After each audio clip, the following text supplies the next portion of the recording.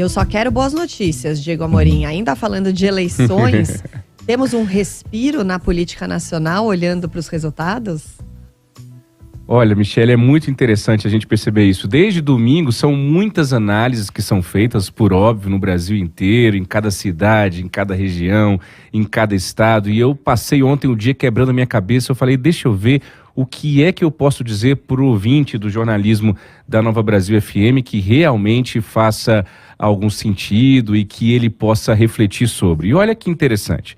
Numa época de títulos e conclusões prontas, em que a gente diz o PT acabou, o Bolsonaro morreu, o bolsonarismo morreu e tudo mais, essa fragmentação do Bolsonaro, ou seja, a gente está muito tendencioso a fazer coisas fatalistas, né? A chegar a conclusões fatalistas, mas não é esse o caminho. Eu diria para o nosso ouvinte que a gente tem algumas tendências. O primeiro turno das eleições mostrou algumas coisas interessantes aí para a gente olhar para o cenário político, e uma delas é o surgimento de jovens promissores na política.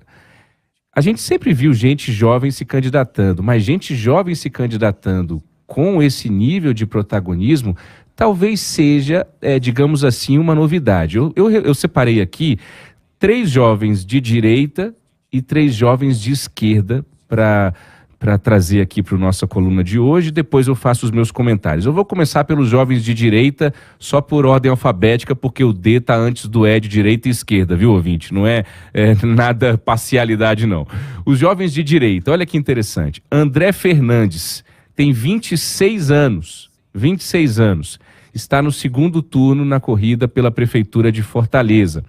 Ele é de família de político. É filho de ex-deputado estadual, é do PL do ex-presidente Bolsonaro. Em Belo Horizonte, Bruno Engler. Bruno Engler também está no segundo turno das eleições municipais, também é do PL, tem 27 anos e ele não é de família de político. Ele coordenava o grupo Direita Minas. É ligado, inclusive, ao deputado federal Nicolas Ferreira, de Minas Gerais, também do PL, que tem 28 anos. E o vereador mais bem votado em todo o Brasil foi um vereador de São Paulo, com 160 mil votos. Ele também é ligado ao Bolsonaro, é ligado ao Marçal, é ligado ao próprio Nicolas. Se diz aí uma figura conservadora que vai endireitar São Paulo, ficou muito conhecido no TikTok, não é de família de políticos e ele tem 26 anos também. Trago esses 3 exemplos na direita. Vamos para a esquerda? Vamos para a esquerda. João Campos, um fenômeno, prefeito reeleito em primeiro turno na capital pernambucana, no Recife, com 78,11% dos votos. Tem 30 anos, é filho do ex-governador Eduardo Campos, morto naquele acidente aéreo em 2014, é do PSB de Bola, Partido Socialista Brasileiro, não é de uma esquerda PT, é uma esquerda que conversa com todo mundo ali em Pernambuco, faz um governo dentro e fora das redes sociais, mas é um fenômeno nas redes sociais. João Campos, que tem 30 anos. Em Natal, a gente tem a Natália Bonavides, que é deputada federal, vai para o segundo turno também, está no segundo turno lá no Rio Grande do Norte. Ela tem 36 anos, é feminista, filha de empregado da Petrobras, ativista dos direitos humanos, ligada a movimentos sociais e ao movimento estudantil no Rio Grande do Norte. Ela é do PT, do Partido dos Trabalhadores.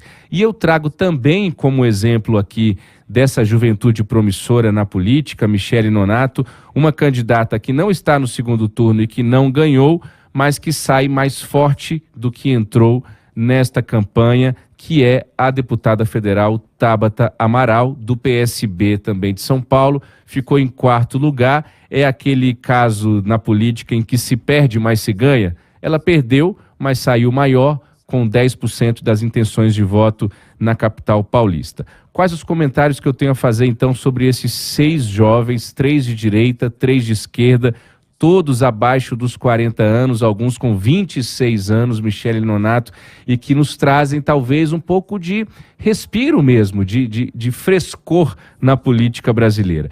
O primeiro comentário é o seguinte: Nós geralmente, quando falávamos em jovens na política brasileira, nós falávamos de jovens que necessariamente estavam herdando o capital político do pai ou da mãe ou de algum parente. Eram jovens de famílias tradicionais políticas.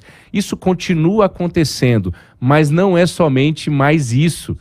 Nós temos aqui, como eu disse para vocês, a Natália Bonavides não é de família política, a Tabata Amaral não é de família política, o Bruno Engler não é de família política e o Lucas Pavanato não é de família política. O fato de ser de família de político é necessariamente um problema? Vamos olhar com preconceito? Não.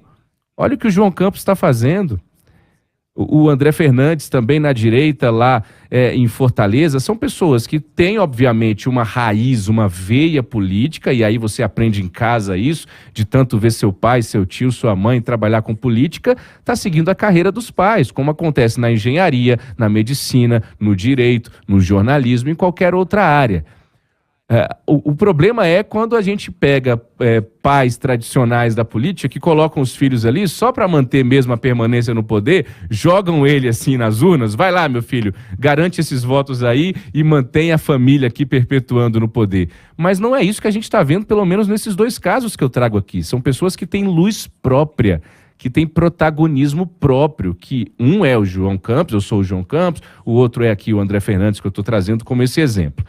Além disso, são jovens que estão nas redes sociais, são um fenômeno nas redes sociais. Mas eles entenderam, por serem de uma geração jovem, de uma geração abaixo de 40 anos, que não nasceu dentro das redes sociais, eles entenderam que há um desafio entre o que é a vida real e o que é a vida virtual.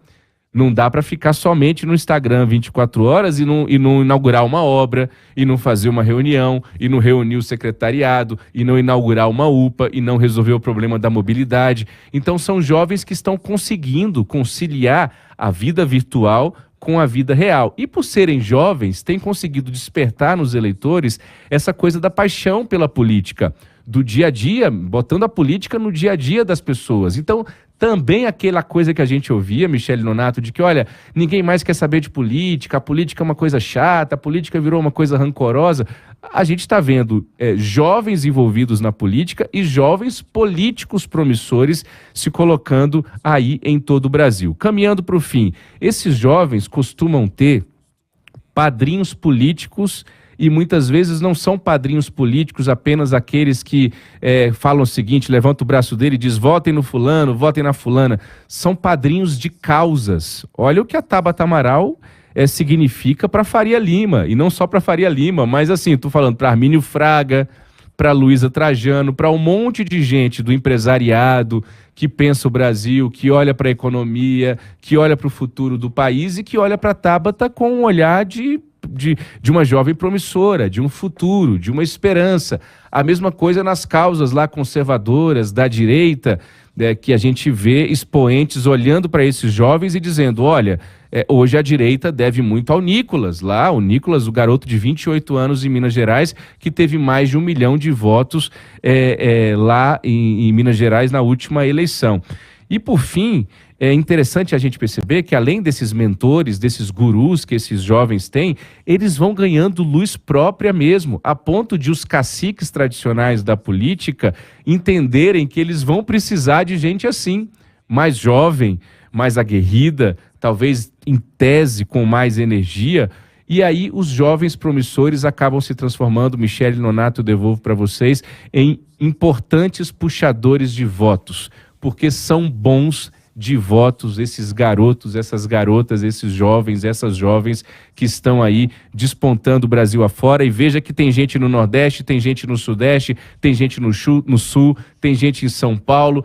É uma juventude que está vindo aí à direita e à esquerda, e isso é bom para a nossa política. Michele Nonato. Ainda mais no momento, né, em que, Diego, tem muita gente que contesta nomes que possam, de algum modo, renovar a nossa política. Isso tem sido muito falado, por exemplo, no Partido dos Trabalhadores, por causa da presença do Lula. Na direita, talvez um pouco menos, até por alguns outros fenômenos que vão surgindo por aí. Mas ontem foi até tema de entrevista da Gleice Hoffmann também, falando dessa possibilidade de renovação de lideranças do Partido dos Trabalhadores. A gente não está citando ninguém do Partido dos trabalhadores, mas são pessoas que estão mais no espectro à esquerda e que podem ser essas lideranças futuras, né?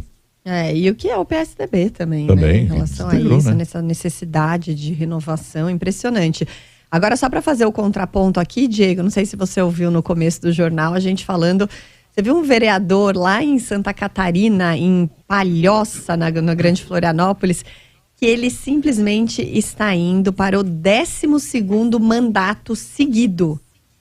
São 52 anos como vereador, gente. Estava comentando aqui com a Michelle, Diego. Profissão, vereador. Profissão, vereador total. Vereador, é a vida em... Meu Deus, 56 anos. 52 anos como vereador. Ele está com 70 anos. Que coisa. A primeira vitória foi em 76 com a Arena ainda. Era Arena e MDB. Lembra disso, né, Diego? Ou estudou isso, né? Sim, com certeza. É muito jovem. Mas, ó, se tiver trabalhando direitinho, né, os eleitores estão aí confiando nele. Se estiver trabalhando direitinho, fazendo um bom trabalho, não tem problema. A política profissional, ela existe. Tem gente que não consegue fazer outra coisa da vida que não seja a política. E aqui em Brasília a gente percebe isso, viu, Nonato, Michele? Eu tinha, antes de começar a trabalhar com a política, anos atrás, aqui dentro do Congresso, eu tinha também essa visão do senso comum. Político não trabalha, político não faz nada. Não, político trabalha muito. Eles trabalham demais. O problema é quando eles trabalham mal. O problema é quando eles trabalham para destruir a nossa vida. Quando eles trabalham direitinho para melhorar a vida das pessoas, isso é a política profissional mesmo, a política tradicional, ela continua existindo e vai precisar de gente boa que se dedique, às vezes, integralmente e exclusivamente a ela, viu? É isso aí, mas muito bom. Um leve alento aqui na nossa perspectiva política para o futuro. Obrigada, Diego Amorim, pela participação hoje e até amanhã. Até amanhã.